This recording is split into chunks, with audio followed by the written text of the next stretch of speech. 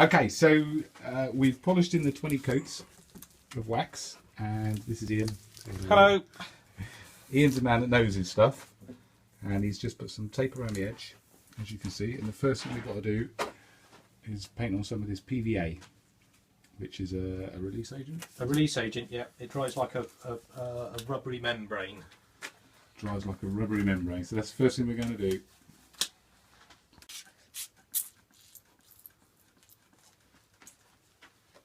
So is that actually going to stick to the wax?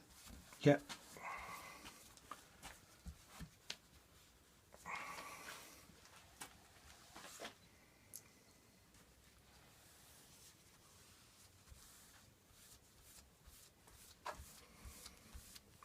You can't really see anything, although it's slightly blue if it's very thick.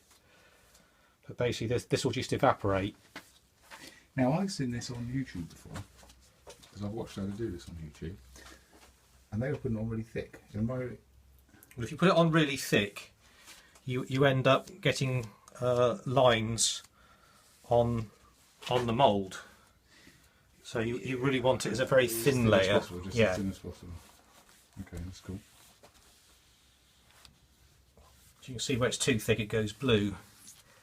So by not having it too thick, because obviously if you can see where those lines, if you leave those lines on there, then those lines will show in the mould, which is what you don't want. Okay, that's cool. So you just put it on, just keep wiping it over, and then that will just evaporate.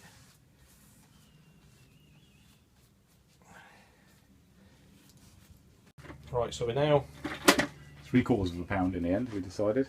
We've now got 3/4 of a pound of resin, and we're putting into that about 7 millilitres of resin catalyst. We'll give that a good mix, and then hopefully in about 3 to 4 hours this will go nice and hard, and it will give us our gel coat. So the first thing to do is give it a really good mix in, and then we'll paint that onto the plug. And when you're doing a job like this, certainly with the gel coat, always use a nice brand new brush. There you go. Because it's very important to get a good finish on the surface, and if you use an old brush, the gel coat doesn't always go on as thick as you want it. So always start with a brand new brush. This is getting exciting now, getting exciting for me. So just painting it on. Just painting it on. And the way I've always learnt to do gel coat is to just put your brush on and pull it away, and then put your next one over the top. Because what you don't want to do is brush backwards and forwards, which gives you very thin streaks. Okay, you got to keep it. You want about 1/2 to 1 millimetre thick. And you see of resin. So by just brushing back in one direction, you keep the gel coat relatively thick.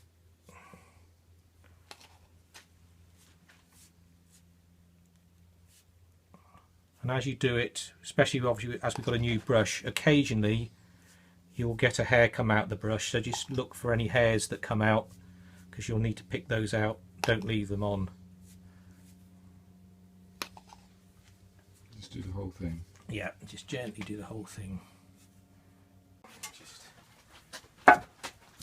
So painted all over, as you can see, and that's it. Now we've got to leave it for 24 hours. We don't have to leave it for that long, but we are. Well, it'll say, hopefully with the measurements we put in, it'll probably turn in about a couple of hours, hopefully. But the best thing to do is, if you leave it for 24 hours, it gives it a chance to cure and start to harden a little bit. Yeah, cool. So that's it. We shall revisit this soon. Okay, so we've started laying the, well actually Ian started laying the fiberglass now. This has gone off. And we're putting some tape around the edge, because It will give us a nice edge to the mould.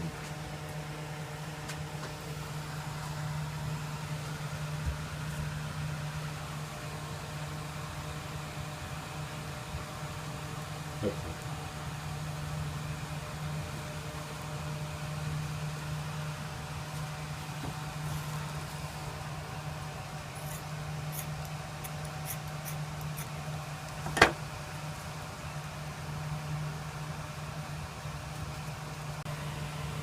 Okay, so we've cut some panels up that we're going to lay on, cut to shape. Ian's put some tape on where the sharper curves are. And now, what's he doing? What are we doing? Measuring out some resin. So this is resin B. Sorry, resin A, which is the which we use to do the layup with. And then we're going to put some pigment in that, some black pigment in there as well, just to make it the same colour as the mould's going to be. And then once we've mixed that up, we can then start to lay up the unit.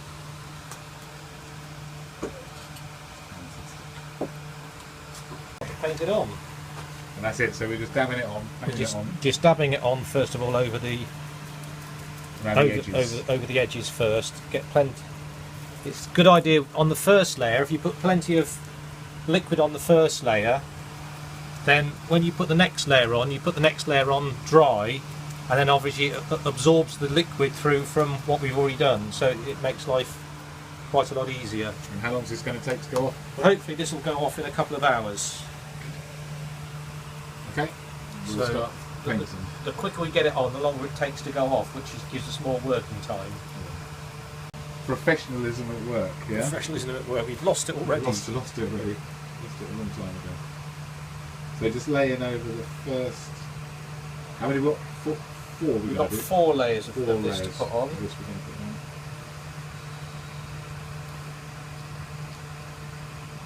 It's going quite nicely. So there we've got that on. Let's start. Okay, so what are we doing? Right, so we've got the first layer of matting on, and we've impregnated it all with the resin liquid, and now we're using these rollers which have got little ledges on them, and what that does is as you roll it, it cracks the glass fibres and allows the resin to get right into the actual glass itself, because the glass fibres are effectively little hollow tubes of glass, and basically what we're trying to do is get the resin inside the glass tubes. Then when it goes hard, it becomes very strong. So that's all we're doing at the moment, which is breaking up the glass fibres, and it also helps the matting to lie nice and flat and round the corners. So now we've done that, we can then put the second layer on. And are we going to do this on every layer? So every layer you do? Every layer we put on, we then roll it over to help it all pack down. Okay, so that's the first coat on and rolled down. We're now going to make the second coat. So it's all layered up. We've just given it a final roll off. And that's it. We're done. We're done, aren't we? Yep, nearly there now. Finished. And then we're just going to leave this, and we'll come back to it tomorrow, hopefully, and see if it will actually lift off of the original plugs that we made. Should be good.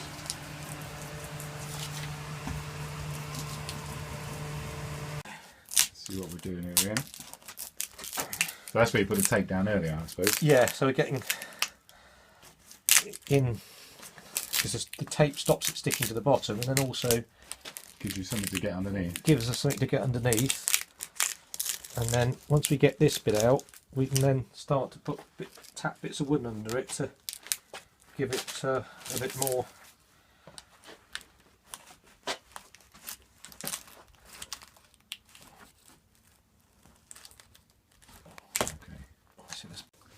There we go.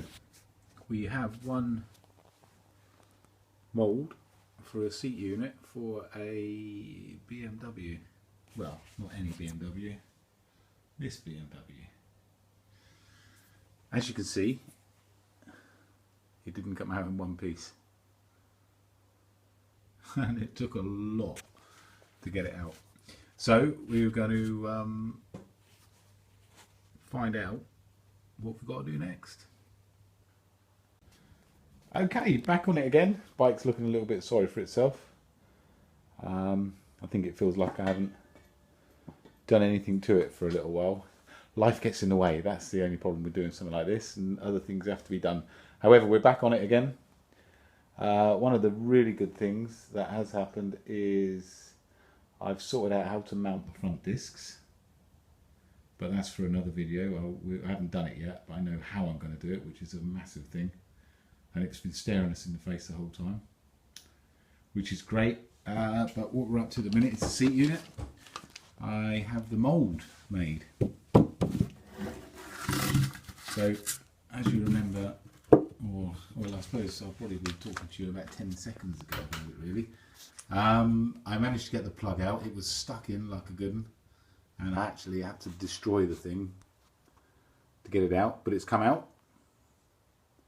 And so the next process is, so I've been told, and this is what I'm going to do. Now I've got to go around this with a bit of P1200, so smooth it right back off again, any little imperfections on it. But it's very, very good actually. There's not a lot going wrong with it. However, there's a couple of little bits that do need to be filled, so I can put filler in this as well, just to get rid of any of the little small bits and that. P1200, and then that dreaded bloody wax stuff again. I've got to put another 20 coats into this at 2-hour intervals, exactly the same process as before. So I'm going to start cleaning it up, or I have started cleaning it up. I'm going to carry on cleaning it up, and I shall speak to you again in a little while. So it's all cleaned up, and I've just put the very first of another 20 layers of wax into this thing. So I'll come back to this later on when it's all finished. Well, you'll come back to it later on when it's all finished. So we're back on it again. Ian's back on the case, as you can see. Right, so we've now got the mould cleaned, and it's got about 20 layers of wax polish on there. And we've just mounted the board at this end here just to give it a bit of stability. And we're now going to put the last PVA release agent on, which just will evaporate. It's almost got alcohol in it, and it'll just evaporate and leave like a little skin on the surface. Now this must be harder now, because you can't see it quite so well, can you? No, but you just work on wiping over everywhere once to give it a good coat. And again, try not to keep going over it, otherwise once it starts to evaporate you can actually pull it and make a bit of a mess. But it's fairly easy to get on. Brilliant. And that's it. I think £0.5 will be more than enough. Yeah, okay, so we're just, Ian's just mixing up the gel coat again. So we've got to do the same procedure as we did before to build the mould, but to build the actual seat unit this time. And then we're going to go with, what we're going to go with? Well, it'll be just over £0.5. We might as well just finish off what it is, to be honest. Good stuff. Okay, so it's been, Ian's mixed it up. Let's get a bit of hair out that's stuck in there. So now we're just going to add paint on the gel coat. Unfortunately, because we're black on black, it's not going to be very easy to see, but we'll actually just try and get a good layer on without any gaps. And again, working in one direction only if you possibly can, rather than paint it backwards and forwards. It usually makes for a better finish in terms of putting it on without any gaps through the gel coat itself. Yeah, I suppose it would make more sense to have a white mould or a different colour. Yeah. So then you can actually see where you've gone, wouldn't it? Well, the reason I tend to do the mould in black is because black is very good at showing up imperfections. so that once you've got the mould and you need to clean it and polish it, you can see any imperfections which you can sort out before you start taking units off of it. But so obviously once you've got a black mould, it sometimes makes life easier if you can take units off it that are a colour other than black. Anything other than black. Yes, good stuff. But that's the way life is. Yeah, look. Where we've gone round. Okay. So just have a put the torch down in there, so that we can just have a good look. Make sure we've got. So the gel coat's been painted on. Very nicely done. Made sure everything is completely covered, so we can't see any of the mould underneath it. He's gone around the edge here over the top of the mould, because why have we gone around the edge? Oh, it'll just give us a good edge round it here when we do the layup, so that we don't get a jagged edge, and then we can just trim back to it. Yeah, cool. There you go. That's what it's for. So now we've got to leave this for, well, we'll leave it for a day, 24 hours again, so it'll go off nicely. And then hopefully we'll come back tomorrow and chuck some stuff on it. Right, okay, sorry, back on it again. We're having video issues. So what we've done, we've put some weave. Yeah, it's strand tape, which is woven, and it's quite light, so it will bend round a sharp corner and will stay there very easily. Whereas the thicker matting, what that tends to like to do is stay flat. So if you put it round a very sharp corner, what happens is you end up with a bubble in the very edge of the corner, because the chopped strand will try and straighten itself up. So by using this method, we can make sure we get a good hard corner. Good strong corner. Good strong corner. So here, here, here, and then over here is where the sharp corners are. We also cut some panels out. So we're going to do it 2 layers. 2 bits to go here, 2 bits to go there, 2 bits to go down the length of it. And then some little bits and bobs. And then where it's going to be, where the strength of it needs to be, which is down the sides here, which is where it's going to sit on the subframe, I think. Don't know yet. But that's where we're going to put some more there. So we just do exactly the same as before, tape in a layer, or rather paste in a layer, and then we'll break it down. So it's done, and we are just in the process of trying to break it out.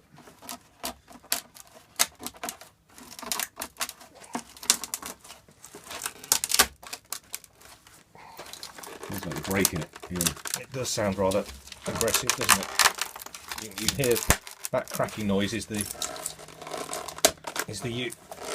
unit actually breaking away from the mould.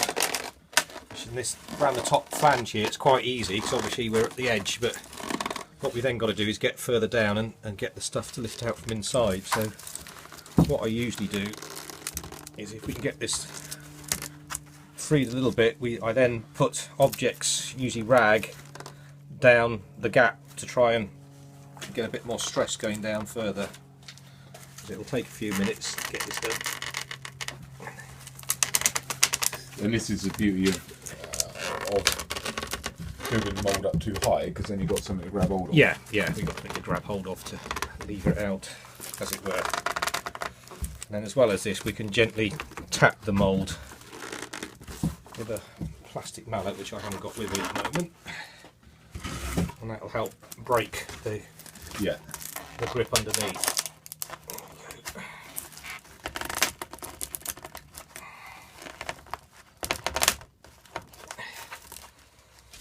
What we can start to do is put bits of things like these little spatulas down.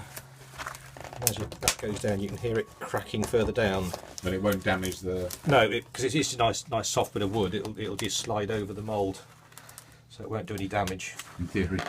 Don't start shoving screwdrivers and stuff down, because that will. Yeah, something sharp. But you hear that cracking? Yeah. That's... Get a few of those.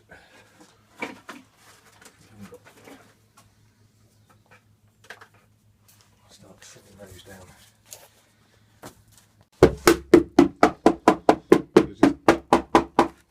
around, and every now and then you hear a big crack, which would worry me.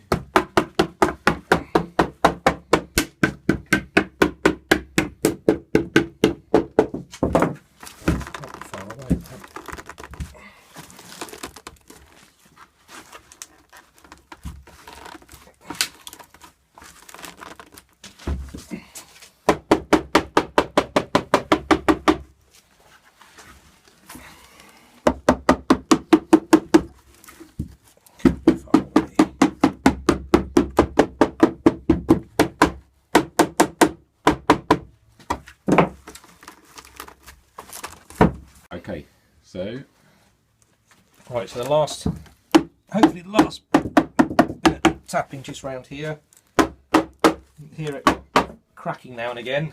And just give it a bit of a lift down the front. There we go. Here we go. It's coming. Here we go. That's it. We've gone. There we are. And there's the unit. oh, fantastic! Out of the mould. Look at that. We have a seat unit. And a nice mould which we can reuse to do more units. So that now just needs cleaning up, another coat of polish, make sure there's no... Would you do? Just throw more wax on it? Yeah, just give it another couple of coats of wax polish, keep it nice and shiny, and then we could just take more units off of it. There you go, one seat unit done. And this one just Nearly wants done. cleaning up, A little cleaning up around the edge. bit of cleaning up, That's fantastic. and all we need then is a motorbike to go on. Yeah, just to see the rest of the bike. Yeah. Okay, so the seat units, well, it's nowhere near finished yet, but it's to the point where I can mount it to the bike now. And it was took an awful long time to do it. But I've learned how to fiberglass, which is great. So I can continue on with it, because like I say, it's not finished to the point I want it. But just very quickly, what I was after with it was a similar curve on the back as to the tank, so it would look, you know, from the side you could sort of see the curve, and it's not bad, but I don't suppose I'll ever get it absolutely perfect. I wanted to fill in the space at the front around the tank where the hole is, just because of the way that I'm going to make the seat pad on the bike. So it's filled in those two bits. I don't really want a flat bottom edge on it. I want a curve. See the curve I've got here? This curve here, I want to have that on the bottom edge as well, so I don't want a flat bottom to it. But obviously that's going to be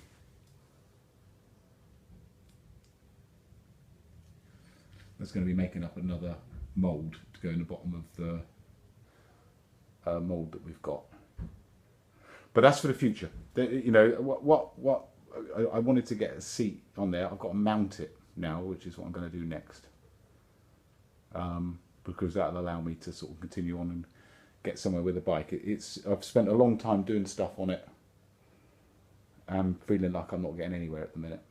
So I need to do something to it, like make a rear subframe, so then I can definitely see it's moving on in my head. But there she is for now. Next jobs, making the front wheel fit I know exactly how I'm going to do it now. I've just got to do it. So we get the front wheel fitted and mount the seat unit, get the seat unit mounted. So we'll carry on.